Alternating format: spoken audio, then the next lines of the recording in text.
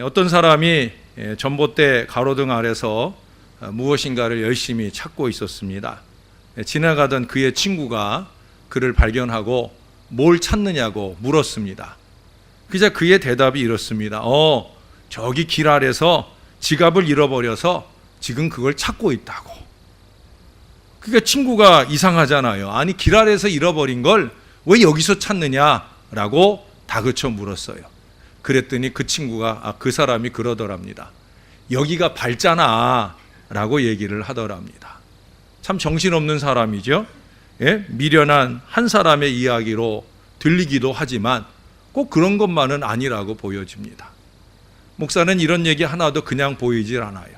이 사람 참 미련하다 이런 생각이 드는 것이 아니라 이 사람이 지갑을 잃어버린 그 자리에 빛이 없는 그 아쉬움도 생각되지 않겠습니까? 그 사람이 지갑을 잃어버린 그 자리에 빛이 있었다면 얼마나 좋았을까 하는 생각도 또 한편 해보게 되어집니다. 많은 사람들은 지갑보다 더 소중한 자기의 영혼을 길 아래서 잃어버리고 오늘날 헤매고 있습니다. 그들은 자기의 영혼을 잃어버린 그 자리에서 길 위로 올라올 생각을 못하고 그 영혼을 엉뚱한 곳에서 찾아 헤매고 있다는 거예요. 어쩌면 그렇게 찾아 헤매다가 그것이 영영 돌아오지 않을 멸망의 길이 될 수 있는데도 불구하고 그들은 빛이 없는 자리에서 그렇게 길 잃어 헤매이고 있다라고 하는 거예요. 제가 아마 여러분들에게 한번 들려드린 적이 있는 것 같아요. 시골에 가면 이렇게 길이 이렇게 쭉 시골길이 이렇게 닦여 있으면 보통 그 길보다 좀 아래쪽으로 양옆에 논이 쫙 펼쳐져 있잖아요. 지난 월요일 날 모임이 있어서 저 안성 쪽으로 가보니까 그쪽으로 그렇게 길이 있는데 양쪽으로 논이 쫙 펼쳐져 있고 벌써 일부는 추수를 하기도 한 그런 아름다운 논이 펼쳐져 있더라고요. 근데 보통 이 길 옆에 그 아래쪽으로 논이 있고 그 논과 이 길 사이에 또랑이 흐르잖아요. 그렇죠? 이 논에 물대는 또랑이 쫙 흘러요. 그리고 보통 보면 그 또랑과 논 사이에 논뚝길이라는 게 있어요. 네. 근데 우리가 이렇게 길을 가다 보면 이 말 안 듣는 말썽꾸러기들이 이 길로 안 가고 꼭 그 또랑 건너 논뚝길로 이렇게 걸어가는 그런 말썽꾸러기들이 항상 있잖아요. 그러면 어른들이 그 아이들 보고 또 길 아래로 간다. 길 아래로 간다. 길 아래로. 근데 어느 지방 사투리에 보면 길을 질이라고 그러잖아요. 그렇죠? 질 아래로 간다. 질 아래로 간다 하다가 어떤 말이 됐겠어요? 바로 그 말. 지랄한다가 되었다 하는 그런, 이건 그 국문학자의 견해입니다. 어떤 국문학자의 견해예요. 뭐 견해라는 건 여러 가지가 있어요. 그렇게 죄송하지만 그 지랄한다는 말이 그렇게 유래되었다 말하는 국문학자도 있고요. 또 어떤 국문학자는 지랄이나 땡깡 이런 말을 쓰면 안 된다. 왜? 지랄이라고 하는 말은 이 지랄이라고 하는 것은 간지를 일컫는 말이다. 그래서 뭐 한자까지 뭐 이렇게 말하면서 얘기를 하는데, 그래서 그 간질이라고 하는 걸 일본말로 표현하면 땡깡이 된다. 그러니까 애들 보고 땡깡 쓴다, 지랄한다 이런 말 하면은 안 된다라는 얘기를 해요. 뭐 지금도 이 지랄한다는 말은 비속어에 속하기는 합니다. 그러니까 우리가 가급적이면 쓰지 말아야 될 말입니다. 저는 지랄한다는 말을 하고 싶어서 이 얘기를 하는 게 아니라 길 아래로 간다, 길 아닌 곳을 간다 하는 그 얘기를 하고 싶은 거예요. 자기 영혼을 잃은 사람들, 제멋대로 사는 사람들, 이게 질 아래로 어두운 사망길에서 그렇게 헤매이고 살아가고 있다는 거예요. 그들은 의식적이든 무의식적이든 그 길 아래서 길 위로 올라올 수 있도록 비춰주는 그 빛을 어쩌면 갈망하고 있을 것입니다. 그래서 예수님은 요한복음 8장 12절에서도 예수님께서 나는 세상의 빛이다.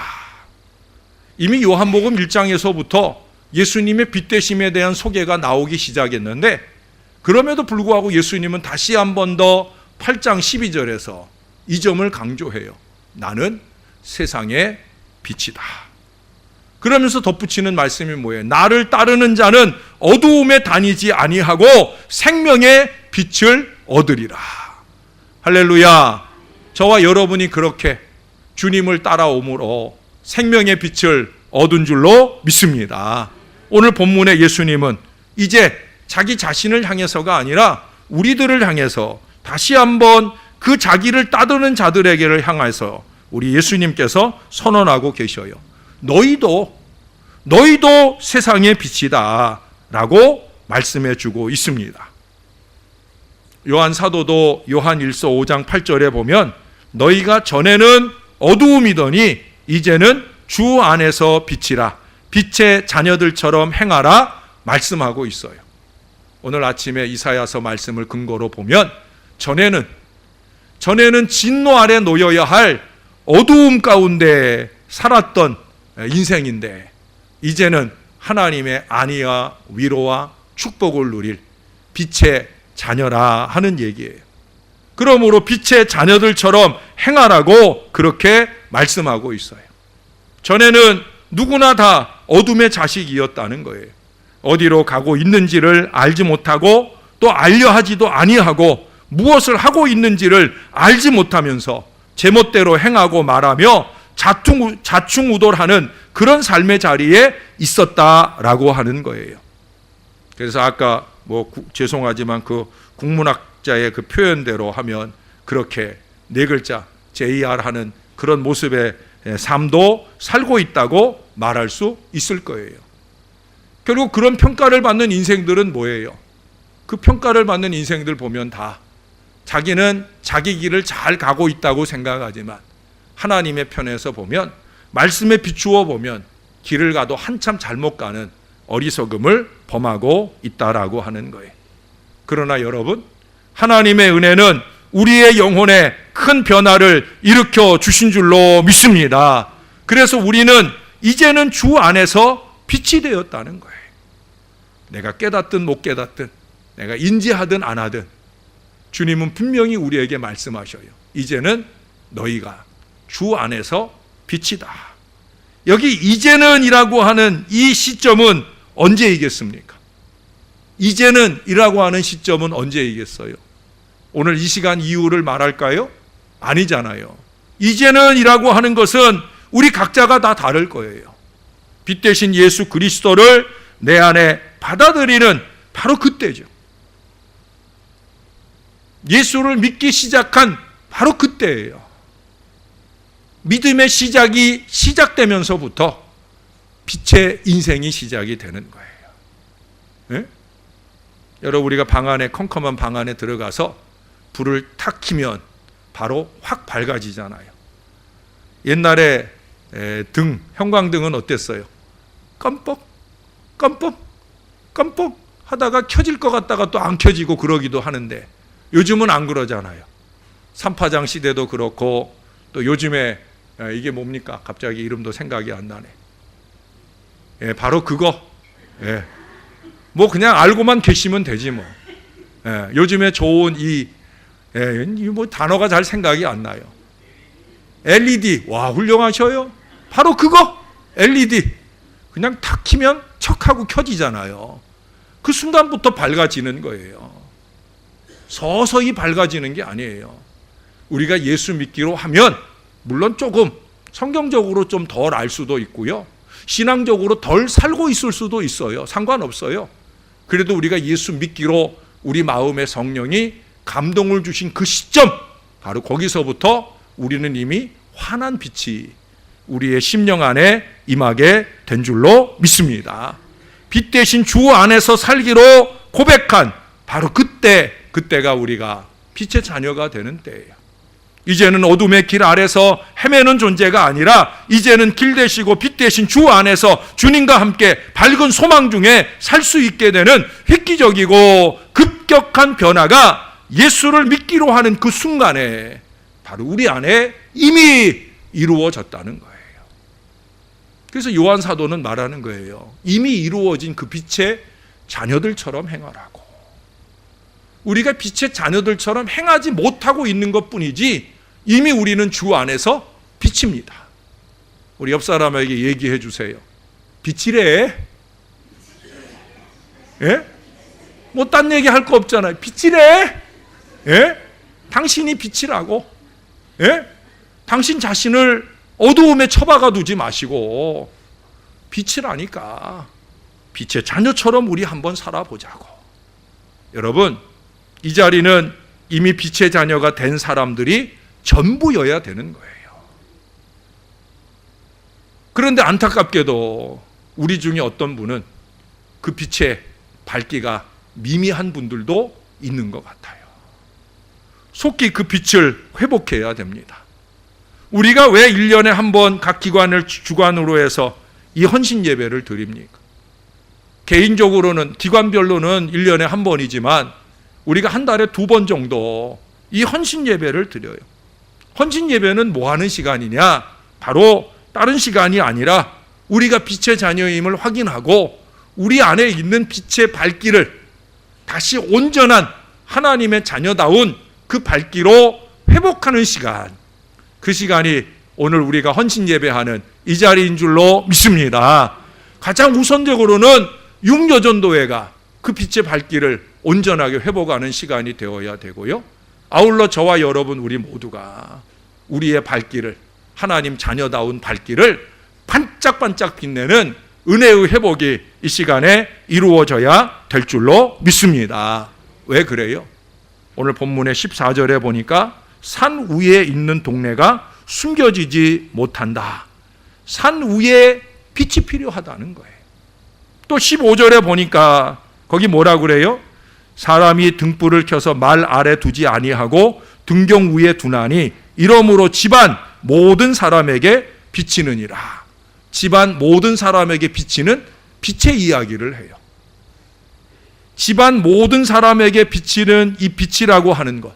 여러분, 산 위라고 하는 것은 오픈된 공간이잖아요. 거기는 집안에 비치는 이 등 하나 가지고 그 온 세상을 다 비춰내기는 어려운 거예요. 그렇잖아요. 집안은 등 하나만 있어도 밝을 수 있어요.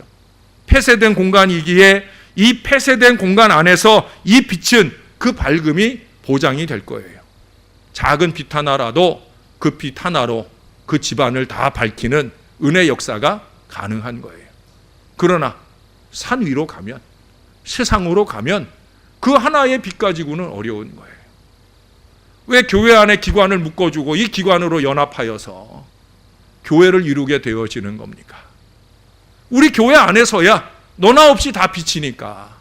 그러니까 우리끼리야 이 빛의 밝음이 별로 효용 가치가 좀 줄어든 것 같이 보이고 밝으니 안 밝으니 잘 분별이 안 될 수도 있어요. 그러나 세상에 나갔을 때 이 빛이 홀로 된 빛이 아닌 모두의 빛으로 제 밝기를 드러내는 역사를 나타낼 수 있어야 될 것입니다. 그동안 빛의 자녀처럼 직장에서 또는 가정에서 각계로 작은 그 빛을 아슬아슬 비추던 우리 성도들이 이제 이렇게 한자리에 모여서 만들어낸 그 강한 빛을, 이 강한 빛을 우리가 세상 가운데 비춰낼 수 있는 믿음의 결단이 오늘 이 예배 가운데 있어져야 된다는 거예요. 우리가 함께함을 통해 혹시라도 내 안에 그 빛의 밝기가 부족하다고 하면 내 곁에 있는 또 다른 밝은 빛을 통해 그것을 더 전염받아서 각자의 밝은 빛을 회복하고 강렬한 빛으로 채워가는 은혜에 의한 시간이 되어야 될 줄로 믿습니다. 우리 여전도회 우리 임원들 중에는 아마 이렇게 올라와서 여기서 뭐 순서를 담당하고 하는 게 익숙하지 않은 분들도 있으시겠죠. 상관없어요. 그렇다고 할지라도 그 어슴푸레한 순서를 통해서 결국 내가 한 번 더 성장하고 자라게 되는 은혜의 기회를 얻게 되어지는 거예요. 전에는 저 사람이 우리 교회에 있었어? 라고 보여지던 사람이 이제는 환하게 모든 교인들에게 자신의 존재를 밝히는 귀한 시간이 될 수도 있는 거예요. 그러나 여러분, 우리는 그게 끝이어서는 안 돼요. 우리끼리 좋자고 하나님이 우리 신월제일교회를 절대 여기 세워주신 게 아니라는 거예요. 빛들끼리 모여서 빚들끼리의 잔치만으로 끝나는 걸 위해서 우리를 모아주시거나 이 헌신의 제단을 이렇게 형식적으로 하나님 앞에 드리라고 그렇게 이 시간을 마련해 주신 게 아니라는 거예요. 그 다음이 필요합니다. 산 위로 나가야 되는 그 다음이 있어야 되는 거예요. 작은 불꽃 하나가 큰 불을 일으키는 그 역사를 향해 나아가야 되는 거예요. 여기 오늘 16절에 보면 그런 말씀을 해요. 이같이 너희 빛이 사람 앞에 비치게 하여 그들로 너희 착한 행실을 보고 하늘에 계신 너희 아버지께 영광을 돌리게 하라. 빛이라고 하는 것을 다른 말로 표현을 해요. 뭐라고 표현을 해요? 착한 행실로 표현을 해요. 교회 안에서의 빛이라고 하는 것은 어쩌면 우리의 예배 행위일 수도 있고 찬송 행위일 수도 있고 간절한 기도의 행위일 수도 있습니다. 그건 교회 안에서 보여지는 빛의 모양이에요. 그러나 세상으로 나갔을 때 우리가 간직한 빛의 모양은 어떻게 표현되어야 하느냐? 착한 행실로 표현되어야 되는 거예요. 물론 교회 안에서도 그래야 되겠죠. 그러나 세상에서는 더더욱더 예수 믿는 우리들의 빛의 모양은 어떤 모양이어야 하느냐? 착한 행실이어야 된다는 거예요. 악의와 악독은 안 된다는 거예요. 악의와 악독은 어둠의 일이고 빛의 일은 뭐냐? 착한 행실이에요. 선의를 기초로 하는 착한 행실이 표현되고 나타내는 것, 그걸 통해서 세상을 밝게 하는 또 다른 역사를 일으킬 수 있다라고 하는 거예요. 이 헌신 예배를 통해 뜨겁게 달궈진 우리들 한 사람 한 사람의 그 불꽃이 서두에도 말씀드린 것처럼 그 빛 없는 어두운 세상 곳곳을 밝히는 큰 불이 될 수 있도록 나가야 된다는 거예요. 무엇을 통해? 착한 행실을 통해. 여러분, 내일부터 한 주간 삶을 살아가실 때 좀 착하게 사십시다. 아마 속으로 그러실 거야. 목사님 뭘 저렇게 말씀하시나?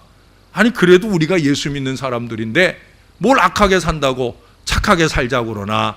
라고 말하실 수도 있지만 죄송하게도 제가 예수 믿는 나쁜 사람들 많이 봤어요. 교회 다니는 나쁜 짓 하는 사람들을 너무 많이 봤어요. 예? 물론 우리 교회에서는 못 보겠는데 세상에 나가니까 그런 사람들이 많이 보이더라고요. 여러분 그 사람들도 교회 안에서는 나쁘게 보이겠어요? 아니겠지요. 교회 안에서 누구보다 착하게 바르게 보여지는데 세상에 나오면 자신들이 그리스도인인 것을 망각해버리는 어리석은 사람들이 많다는 거예요. 우리는 헌신 예배를 통해 이 빛의 발길을 더욱 강하게 만들어서 세상에 나가면 그 선한 역사를 더 힘있게 열어가야 된다는 거예요. 13살 나이에 바비 힐이라고 하는 어린아이가 있었습니다. 이 아이는 이탈리아에 주둔하고 있는 미군 상사의 자녀예요. 그 아버지가 이제 이탈리아에 군무로 나가 있다 보니까 이 아이도 따라서 아버지랑 함께 그곳에서 지내게 되었어요. 어느 날 이 아이가 그 아프리카에 선교사로 가 있던 슈바이처 박사님의 책을 읽게 되어집니다.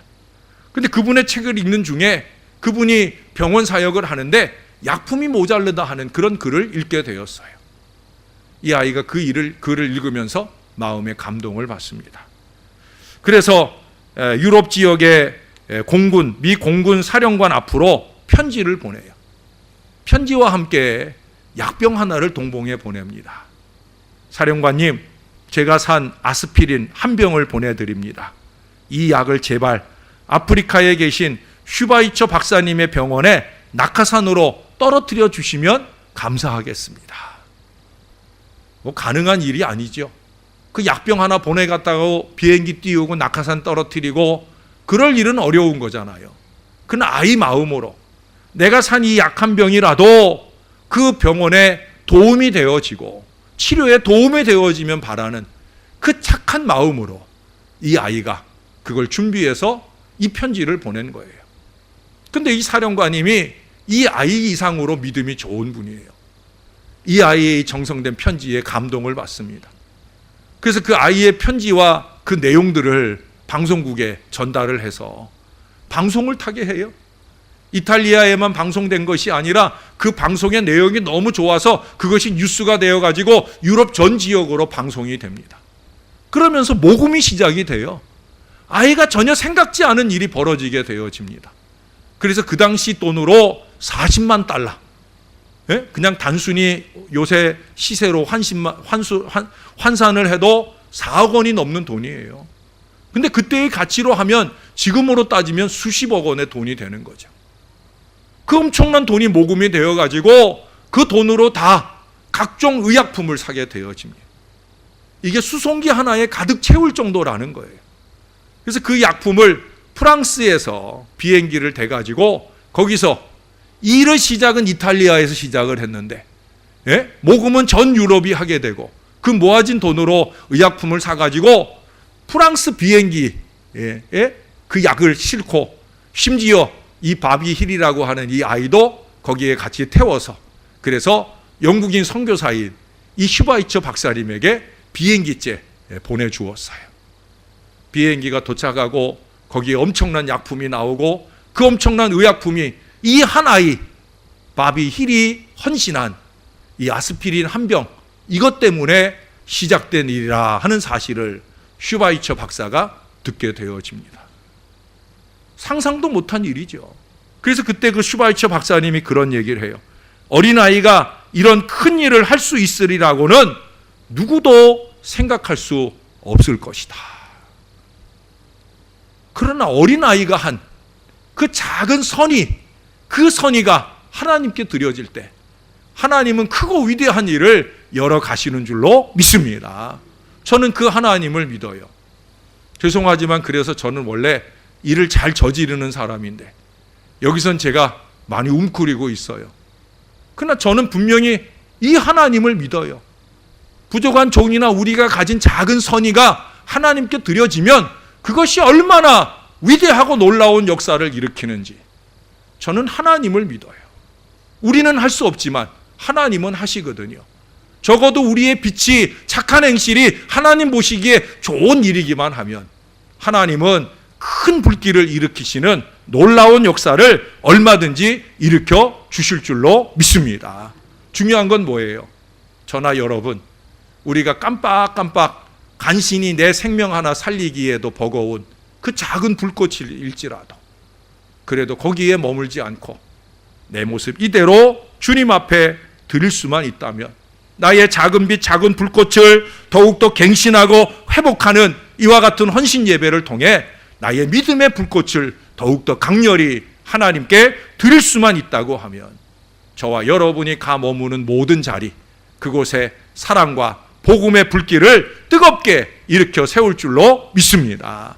우리 육여전도회가 또 오늘 함께 하신 모든 교우들이 그런 믿음의 마음으로 아름답게 헌신되어 우리 하나님께는 영광이 되고 우리가 원하는 그 복음의 역사는 세상에 힘있게 드러남으로 하여 우리 신월제일교회가 더 많이 부흥을 하고 그 부흥을 밑거름으로 해서 더 많은 선교의 역사를 힘있게 열어가는 은혜로운 재단이 되기를 주님의 이름으로 축원합니다.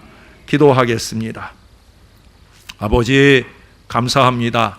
오늘도 육여전도의 믿음의 여종들이 아름답게 헌신의 재단을 쌓아 올립니다.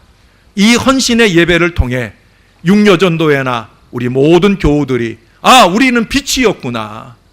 그 빛의 발길을 더욱더 강렬하게 만들어내는 이 한 시간에 이 예배가 되게 하여 주옵소서. 내일부터 또 산 위로 나아가야 되는데 세상에 나아가서 우리에게 밝혀진 이 빛의 발길로 힘있게 복음의 불길을 일으키는 한 사람 한 사람 다 되도록 은혜를 베풀어 주시옵소서.